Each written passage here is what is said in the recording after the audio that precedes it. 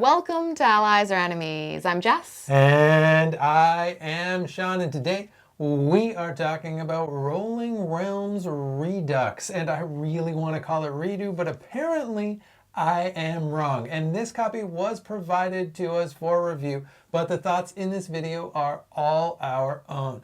And the new version of Rolling Realms is a sequel to the 2021 game. And in both of them, they are roll and write games that are incredibly variable, with each card being representative of a different game. And in the original one, it was all Stonemaier published games, whereas for this one, it's all games by different publishers, which is interesting. So we're going to be going through what's in the box, and then for the very first time, doing a tier ranking of all 12 realms that are included. And also note that this is our first video in the new studio. We're back in London, so we've switched back to our London side. So we'll see if this sticks or not. But this is our first one back in London, so let us know what you think of the new, it's basically the same, but of the new wall behind us. But before we get talking about the game, let's check out how it's played.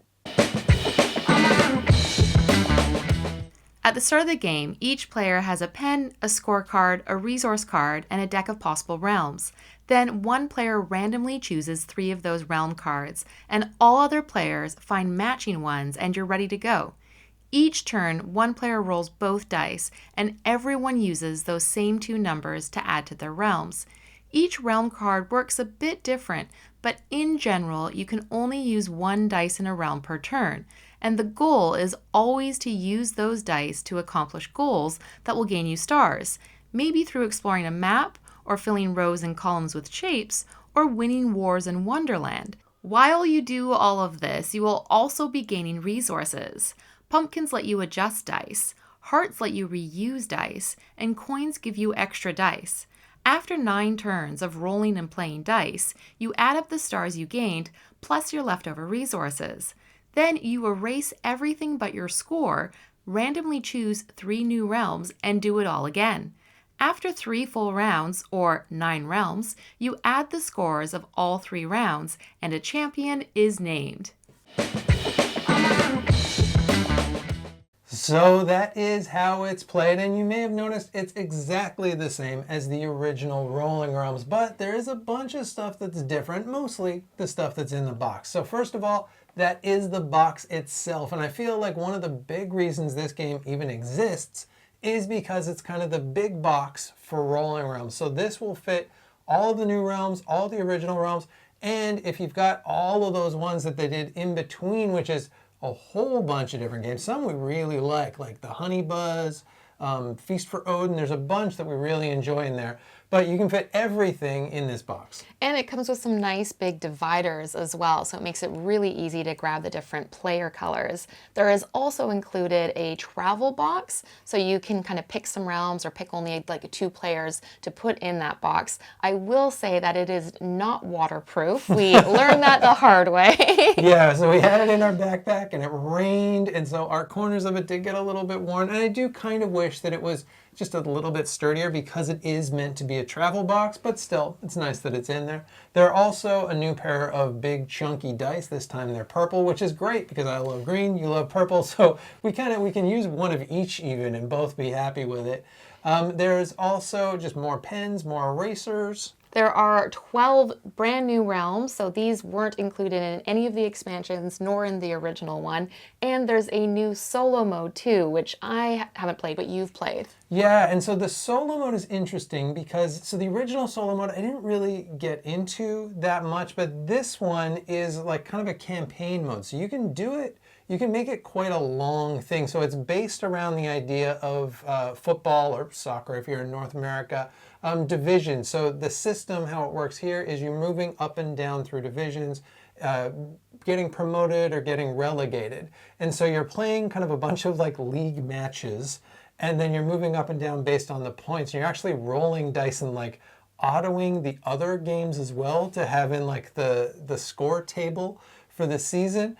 And basically it's just a reason to play it and to play a whole bunch of games at it. But it does get real challenging at those top ones because you get fewer and fewer rolls as you get into the higher leagues of the game, but they're still like just as difficult to beat. So it is pretty tricky, and it also works with all of the realms. So it's not just the new 12 realms. They've also got, there's like little stats that you need for it for every realm that they put out so far, and apparently they're going to update it with new ones too. And there's a compendium, so like a rule book that covers everything as well, which is great because it's always tricky if you have multiple rule books. So you have one rule book to rule them all. But let's get to the actual realms. So there are 12 in this box, and we haven't discussed what our different rankings for them are. And I don't even know if I've fully decided yet, but we're going to split them into 4 possible tiers. So the top tier is swap it in. Is like, this is meant to be random. You're meant to have 3 random ones each time, but these are the ones that we'll kind of fudge a little bit and like make sure we play with. Then there's, we're happy to see it. We're really happy if it comes out. Then there, it's totally fine. If it's there, we're not going to complain about it. We're not going to be like over the moon about it, but we're totally happy that it's there. And then there's swap it out. And that's kind of the opposite of the top one, that we might fudge it a little bit and be like, you know what, let's pretend we didn't draw that one and draw a different one. So let's go through the different realms. Let's do them alphabetically, maybe. So let's start with Ottawa. So what are your feelings about Ottawa? So Ottawa, this is one that we have the original game, and I will say that for all of the realms, I do feel a better connection when we have the original game. And so I do like Ottawa. I like that it's bats. I like that it's easy to get 3 stars, but then after that, it feels really challenging to get more than 3. Yeah, we kind of mathed out what are the minimum number of dice you need for each of these. In Ottawa, you need the most, if our math's correct, and it very well might not be, but we figured that you probably need 10 dice. You could use the coins and whatever for it. So it is one of the hardest ones to get stuff, but it's also thematic and it captures the game, I think, pretty well. So for me, this one's in the totally fine. It's good to be in there. I'm not like over the moon, but I'm like, it's nice that it's there. Yeah, I had it there as well. Next up is Dog Park. So how do you feel about Dog Park? It is pretty simple. So you're just kind of, you're just adding a number, you're getting a resource, you're trying to avoid the ball spaces of the dogs getting distracted and get to the end quickly. You can do this one in 6 dice. If you get the exact right dice, you got to use high dice for it. You can do it in 6 dice, so it's quite easy, but it's not challenging. So for me, this is also a totally fine. It's kind of in the middle of totally fine and happy, but I think it's totally fine. Yeah, I was debating between the 2, but I landed on totally fine as well. So next up, we have got Flamecraft. And so Flamecraft, another one that we've got the game for. And this one, I think, does a pretty good job of kind of capturing the feel of Flamecraft. What did you feel about this one? Yeah, so because you have the 2 options of enchanting or gathering like you do in the game, I really like this one. And I like the bonuses that you get when you add a number, because they're not just getting a resource. And I feel like there's not a lot of realms that give you like a specific other type of bonus. So this is one that I have in the I'm happy to see. Is that the second highest category? Yeah, that's 2 out of 4. Yeah, I totally agree. I like that this one has kind of combos, and that feels nice. And I like that it wants you to be a little bit patient, because it wants you to fill up the top. It's really easy to quickly put in the numbers, and then you don't get any resources. So it wants you to kind of put in those resources slowly and then do the things and then really get a satisfying combo. But it's hard to be patient in this game. So I appreciate that about this one too. So totally agree in the happy one. The next up is the Guild of Merchant Explorers. Yet another one we have the original game, and I really like the original game. And I think this did such a great job of feeling like the original game. What do you think? Oh, 100%, yeah, because you're going around the map. We love going around maps. We love crossing things off on maps. This totally captures it. You've got all these different routes that you can take. You can kind of sidetrack to get bonuses. You can go straight for the stars. I really like this one. This is definitely a switch it in for me. So this is the top category. Yeah, this was a switch it in. I love just the actions you're doing and how much it ties into the game. Next up is Legacy of You. And so we don't have this one. We haven't played this game at all. So I have I really don't have any connection to it. But what you're doing in this is you just have to write a higher number in the next thing. And you can write 2 numbers and combo them together, or just 1 number. So you can do this one in 8 dice, we figure, but it's very simple, the thing that you're doing. You're just writing a number, you just make sure it's higher. Yeah, so this is one that it isn't that interesting. I do like getting the resources, and it is sometimes nice when you have one of the 3 that is actually a little bit simpler, because it's like, oh, okay, I don't have to spend too much time thinking about this. But because of that simplicity as well, I do have it in the lowest category, and yet I don't know if I necessarily would always swap it out. Yeah, I definitely, so far we're very, very agreeable on this, but I might swap it out kind of depending on what else has come out. If this is with 2 hard ones, I probably would keep it. Next up is Meadow, and this is one that we also have the original game, and I really like the original game, and it does a really good job of capturing that, because you have to write one of the dice numbers on like one of the arrows, and then you go that far in and you get to cross off one of those symbols. Yeah, Meadow's got this terrific drafting mechanism where you're putting your little number arrows and then you go that far on the card tableau that you drafted from. This captures that really well, and also captures the thing in Meadow where you're building your cards on top of other cards. So you start with like ground or bugs, and then you have things that eat the bugs, and then you have things that eat the things that eat the bugs, and so on. And this really does do like a decent job of how simple Rolling Realms is. So this one for me is a swap it in. I really like this. Yeah, this is a swap it in for me as well. And part of what also makes it swap it in is everything you said, but this is also a good one to use with lower numbers, and there's not a lot of realms that actually work well with lower numbers. So I do like having one that like, ooh, 1s and 2s are a good thing to be included. Next up is Planet Unknown, and this is probably my favorite of the games, of all of the games that are represented. So that definitely goes into it for me, but also this is one where you're drawing shapes into a grid, and that was in the earlier realms in Tapestry, which was one of my favorite ones, but so hard to complete.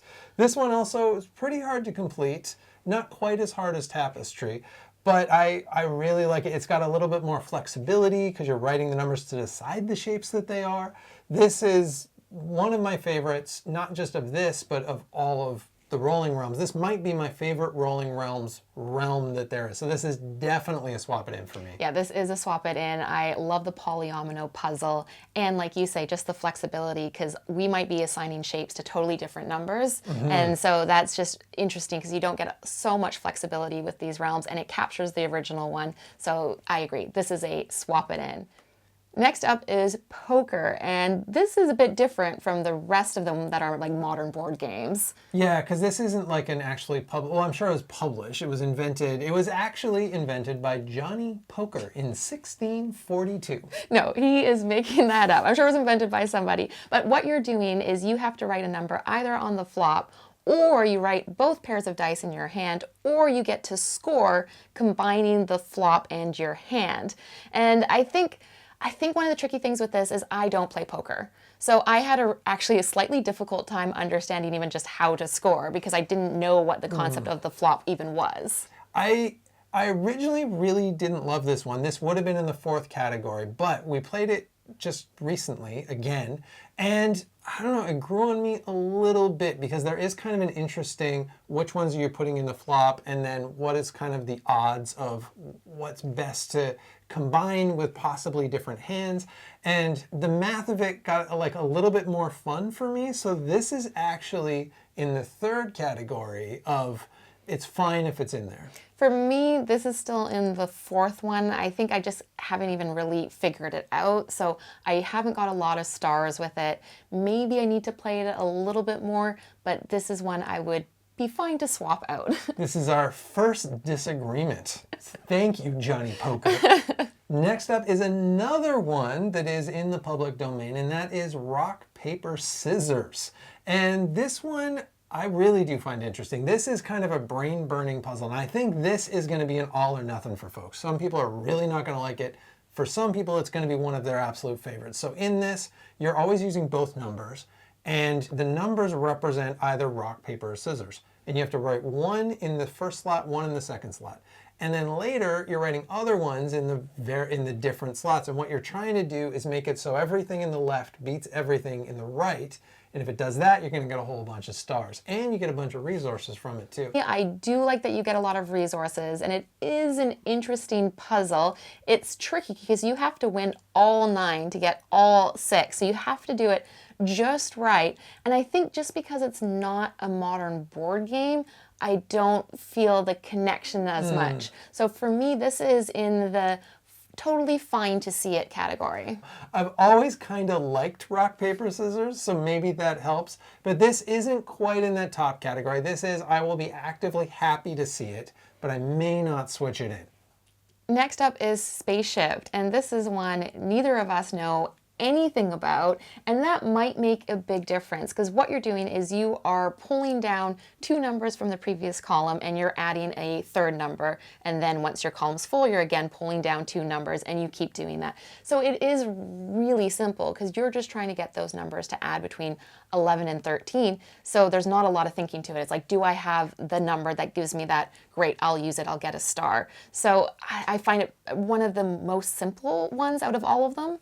Yeah, and unlike Legacy, it's very similar to Legacy of You, but it also doesn't give you any resources. So you either get resources or stars, and it feels a bit like, why would I get resources? So yeah, you're just putting in a number each time, and then it kind of slides down. This is definitely a switch it out for me. Yeah, this is a switch it out. If I had 2 really, really difficult ones, might be fine to keep, but I prefer most of the other ones.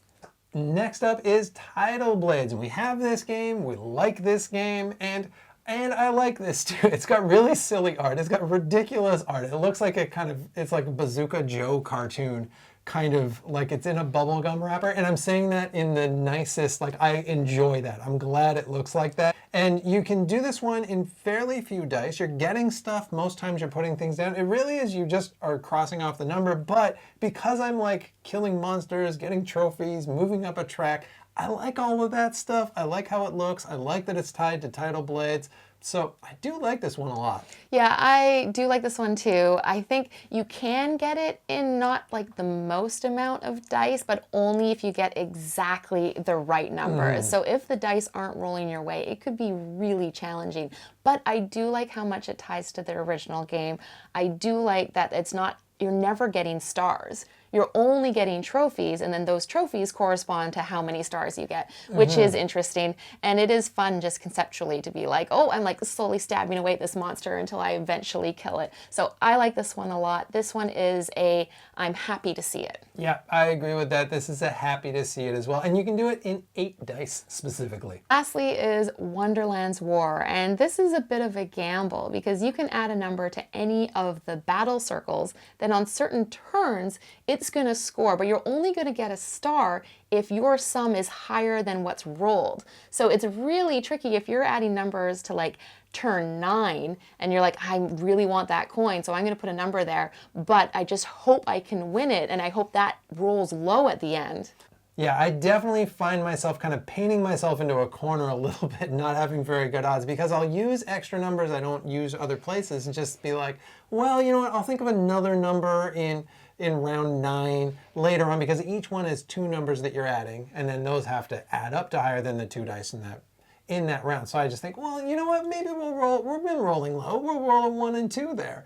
And then we never do. But I like that a lot, because then when you get to round 9, you're invested just in what you roll, which I like. So I really do like this one, and I like the original game as well. It's a terrific game, so I like that too, that it combines that, and I think it does a good job of capturing how it feels. So this is in the happy to see it category for me. Yes, I agree. I was about to say it does link to how it feels, because it's like, should I even send troops in? Should I maybe just let it go? And maybe I just won't get lucky with what I pull out in the bag for the original, or in this case, with what I roll. It's in a I happy to see it for me too. So that brings us to our final thoughts, and that's our first time trying a tier list, so let us know how you felt about that. But let's talk about the whole package and how we feel about that. So I think really, if you like Rolling Realms, you're gonna like this. This is more Rolling Realms. But it's exactly the same game. How it kind of functionally works is just that the realms are gonna be different. It's got that big box to put your stuff in. Yeah, I just like having a whole mix of realms, and it's really nice when you have a connection to the board game that it's based on. And so I was always like happy to see some of my favorite games being represented in these different realms. And it's a whole mix. As you saw, we had mixed feelings about it, but what we're going to do from now on is I think just mix it in with the rest of the rolling realms we have, and then being able to have just even more of a mix because you're only ever playing with 9. Yeah, and I think if you're choosing between this and the original, I think the original, on average, I probably like them more, but this one, I think the highs are higher, the lows are a little bit lower, but that might be different for different people as well. And I think one of the positives is this is from a whole bunch of publishers. We love the original because it's nice, it's a Stonemaier game. It's nice that it kind of celebrates Stonemaier games, but it's also nice that this celebrates kind of the whole community. But again, if you weren't into Rolling Realms, it's not really going to win you over. This is just more Rolling Realms.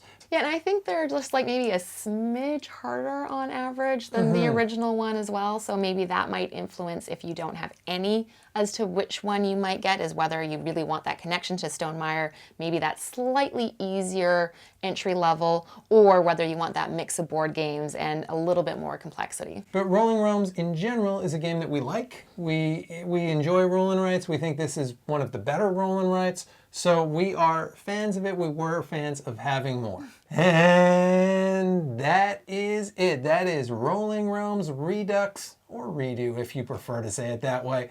And that is how we feel about the realms. So please let us know, have you played it? How do you rank all of the different realms in it? And which ones of the other realms that you can buy individually would you suggest we get next? Yeah, we've already bought too many, but if you make some good suggestions, we probably will get those as well. So thank you so much for watching. As usual, please like, subscribe, and hopefully we'll see you next time for another game.